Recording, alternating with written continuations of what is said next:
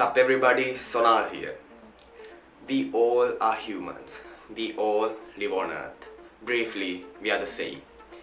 But what makes us us? One of the crucial things about being you is memories. And it is the only bet we have towards achieving immortality with today's technology. And continuing that, the only reason for achieving immortality is also to gather memories. But what are memories? Memories are the things that are left from the past for future us, when considering that past is only a moment in one's imagination. There are two types of memory, as short-term memory and long-term memory. Short-term memory can be also known as working memory. This type of memory allows the subject to recall an experience from a time period of several seconds to a minute without rehearsal. The capacity of working memory is extremely limited. In 1956, George Miller conducted an experiment showing that the storage of short-term memory was 7 plus or minus 2 items. Modern estimates of short-term memory are lower, typically 4 to 5 items. Long-term memory is the type of memory you are familiar with. By contrast, this memory can store large amounts of data up to infinity.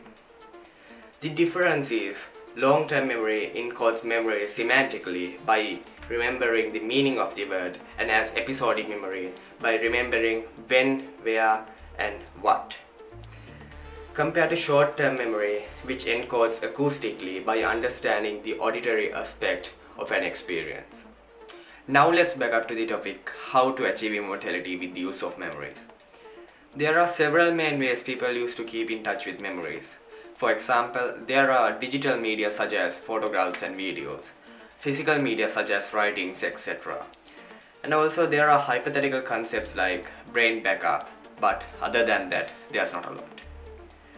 But there's another method, communication. It is one of the crucial ways people use to preserve memories for generations, if not centuries. All civilizations transformed communication for the purpose of warning their children about potential dangers.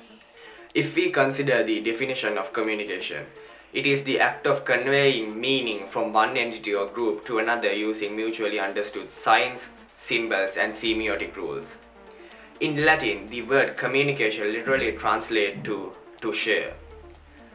There are several types of communication: verbal communication, non-verbal communication, written communication, visual communication, and listening. Verbal communication is the spoken or written conveyance of a message. Human language can be defined as a system of symbols, sometimes known as lexemes, and the grammar's rules, by which the symbols are manipulated. Non-verbal communication simply refers to conveying a type of information using body gestures, eye contact, facial expressions, and etc. Previously mentioned verbal speech also contains non-verbal elements known as paralanguage, for example, rhythm, tempo, stress, hand gestures, and so on. Paralanguage affects communication at a subconscious level and helped to build trust. Written communication was introduced to the world as a form of pictographs. They were made in stones, so due to this reason, written communication was not yet mobile. Next revolution began with the discovery of paper. Yet immobile communication slowly turned mobile, led by adaptable alphabets. And worth mentioning, written communication also includes non-verbal elements such as handwriting style and the special arrangement of words. Fun fact: human eyes resolution is approximately 576 megapixels. Also, one rumor that should be corrected is the quality of a camera is not dependent on the count of megapixels, but rather it relies on the quality of the sensor and the size. Communication is not limited to humans. We can observe communication in animals as well as plants. When considering animals, animal communication, or otherwise known as zoosemiotics, can be defined as any behavior of one animal that affects the current or future of another animal. This study plays a major role in the development of ethology, sociobiology, and animal cognition. Also, a quick side note, please consider subscribing to my YouTube channel because it would be a huge favor to me personally. Let's get back into the topic. But animals do show all the qualities linked with language: discreteness, grammar, productivity, and displacement. As mentioned in today's video, do animals have language? In the words of Ted, the meaning associated with discreteness is containing a set of individual units such as sounds or words that can be combined to express new ideas. A great example for this is the alphabet. Grammar provides a system of rules on how to combine those units to build up meaningful phrases. Productivity is the ability to use language to create an infinite number of messages.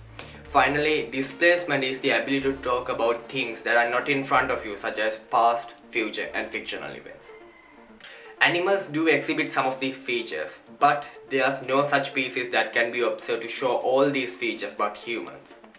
At this moment in time, you would ask me, Sonal, what about chimpanzees and gorillas? They can communicate using sign language and some can even talk.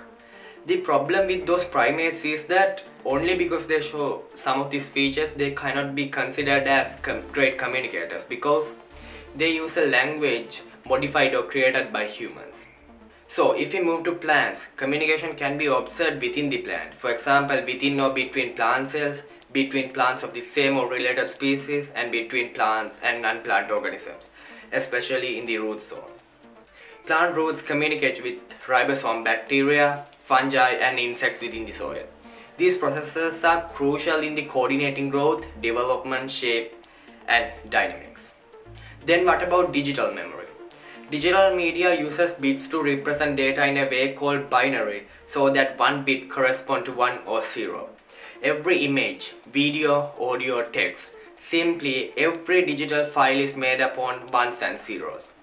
The advantage with this type of memory is that they can last longer by overcoming challenges like decomposition. There's a concept known as quantum computing, which allows the user to have greater power and flexibility through phenomena such as quantum superposition and entanglement. Quantum superposition is a fundamental principle of quantum mechanics that states there could be two or more quantum states at the same time. This is an advantage in quantum computing because qubits, or otherwise known as quantum bits, can be either 1 or 0 at the same time. This comes with a lot of uphills and downhills. Some of the greatest drawbacks are engineering, building, and nevertheless programming. They result in severe noise, faults, and quantum decoherence, loss of quantum coherence, which is crucial to the operation and yet falls apart before any non-trivial program has a chance to run to its completion.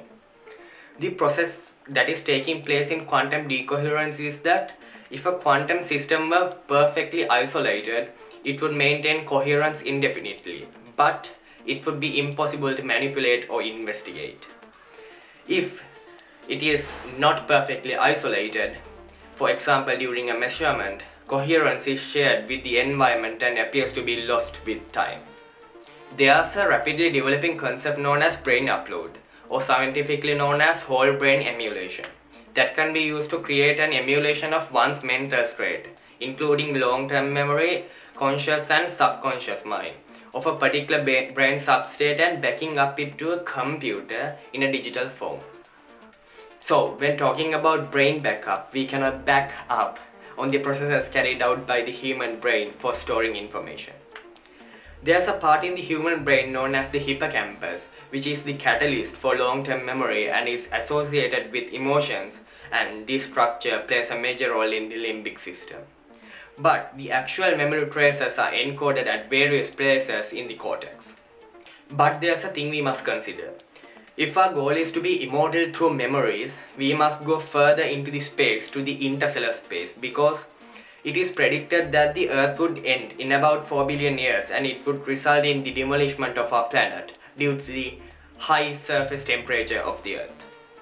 But it could be even earlier when considering the increasing global temperature that is taking place. There are several time capsules that reach beyond our solar system into deep space, such as Pioneer 10 and 11, New Horizons, and the famous Voyager 1 and 2.